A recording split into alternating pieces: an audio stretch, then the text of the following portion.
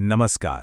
आज हम वेनेजुएला के भू राजनीतिक संघर्ष के पीछे की एक ऐसी कहानी की परतें खोलने जा रहे हैं जिसे शायद ही मुख्य धारा में जगह मिली हो। ये पूरा विश्लेषण एक ऐसे स्रोत पर आधारित है जो कुछ कह सकते हैं चौंकाने वाले दावे करता है। चलिए सीधे मुद्दे पर ही आते हैं। स्रोत का विश्लेषण इसी एक सवाल से शुरू होता है, एक ऐसा सवाल जो हमें सीधे कहानी के दिल में ले जाता है। जी हाँ, यही वो दावा है जो इस पूरी कहानी को हैरान कर देने वाला बना देता है। सोचिए, एक देश का राष्ट्रपति जो सत्ता में है, उसे और उसकी पत्नी को उन्हीं के देश से बिल्कुल खामोशी से हटा दिया जाता है। सवाल यह है कि आखिर ये मुमकिन हुआ कैसे? चलिए इसी की तह तक चलते हैं। तो सबसे पहले देखते हैं कि उस ऑपरेशन के बारे में स्रोत ने क्या-क्या बताया है। इस स्लाइड पर जो दिख रहा है वो सच में हैरान करने वाला है। सिर्फ 30 मिनट बिना किसी शोर शराबे के, बिना एक भी गोली चले, एक देश के मुखिया को उठा लिया गया। स्रोत के मुताबिक ये ऑपरेशन इतना सटीक और खामोश था कि किसी को कानो कान खबर तक नहीं हुई। जरा सोचिए, किसी देश के राष्ट्रपति को उनके घर से उठाने के लिए किस लेवल की जानकारी चाहिए होगी।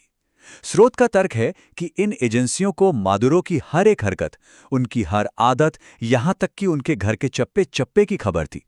इसके बिना यह मुमकिन ही नहीं था। अब कहानी में एक बहुत ही दिलचस्प मोड़ आता है। स्रोत का दावा है कि जो कुछ दुनिया को दिखाया गया वो पूरी सच्चाई नहीं थी। अब देखिए, ये स्लाइड स्रोत की जो सबसे बड़ी दलील है उसे एकदम साफ कर देती है। दुनिया को दिखाया गया कि यह अमेरिका और डेल्टा फोर्स का काम है, लेकिन स्रोत का कहना है कि असली खेल तो पर्दे के पीछे चल रहा था और इसे चला रही थी यूनाइटेड किंगडम की खुफिया एजेंसी MI6। मतलब अमेरिका को बस एक चेहरा बनाया गया, जबकि असली खिलाड़ी कोई और ही था। स्रोत का ये कथन कह सकते हैं कि इस पूरी कहानी का निचोड़ है, धोखा और छिपा हुआ एजेंडा। इसके मुताबिक जो हमें दिखाया जाता है वो अक्सर किसी गहरी सच्चाई को छिपाने के लिए महज एक पर्दा होता है। तो अब सवाल उठता है कि ये सब क्यों किया गया? इस पूरे ऑपरेशन के पीछे की असली वजह क्या थी? स्रोत के अनुसार इसका जवाब पैसे में छुपा है। 2 ट्रिलियन, ये कोई छोटा मोटा नंबर नहीं है। ये है ब्रिटेन का कथित राष्ट्रीय कर्ज। स्रोत का तर्क यह है कि ब्रिटेन के ऊपर इतना ज्यादा वित्तीय दबाव था, इतनी बड़ी मजबूरी थी कि उसे कुछ ऐसे कदम उठाने पड़े जो बिल्कुल असाधारण थे। और ये है वेनेजुएला के उस सोने की कीमत जिसे कथित तौर पर ब्रिटेन ने जब्त कर लिया।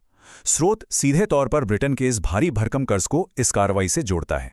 ये मिसाल इस पूरे वित्तीय खेल को बहुत आसानी से समझा देती है। सोचिए कि आपने अपनी सारी जमा पूंजी एक बैंक में रखी है और एक दिन वो बैंक आपको पहचानने से ही इनकार कर दे और आपके पैसे से अपना कर्ज चुका ले। स्रोत के हिसाब से वेनेजुएला के साथ बिल्कुल यही हुआ। लेकिन किसी देश की संपत्ति को ऐसे ही तो नहीं हड़पा जा सकता। स्रोत के अनुसार इसे कानूनी जामा पहनाने के लिए एक बड़ी राजनीतिक चाल चली गई। ये टाइमलाइन दिखाती है कि कैसे स्रोत के मुताबिक एक पूरा राजनीतिक जाल बुना गया। पहले तो पश्चिमी देशों ने अचानक एक नए नेता जुआन गुएडो को मान्यता दे दी। फिर ब्रिटेन ने दुनिया को दिखाने के लिए विचार करने का नाटक किया और फिर इसी बहाने मादुरो की सरकार को अवैध करार दे दिया गया। इससे उनके देश के सोने पर कब्जा करने का रास्ता साफ हो गया। तो ये प्रॉक्सी नेता की परिभाषा ये साफ करती है कि जुआन गुएडो इस कथित साजिश में कैसे फिट बैठते हैं। वो एक ऐसे नेता थे जिन्हें बाहरी ताकतों ने चुना था, ना कि वेनेजुएला के लोगों ने। स्रोत ये भी बताता है कि जब ब्रिटिश अधिकारियों से इस बारे में सवाल किया गया तो उनका आधिकारिक जवाब क्या था। उनका कहना था कि इस बात का कोई सबूत नहीं है कि मादुरो के खिलाफ जो कार्रवाई हुई वो गलत थी। मतलब एक ऐसा तर्क जो सवाल को ही घुमा देता है। अब हम ये देखेंगे कि वेनेजुएला की ये घटना स्रोत के मुताबिक एक बहुत बड़ी वैश्विक रणनीति में कैसे फिट होती है। स्रोत की माने तो ये सारी कार्रवाइयां अंतर्राष्ट्रीय कानूनों का खुला उल्लंघन थीं।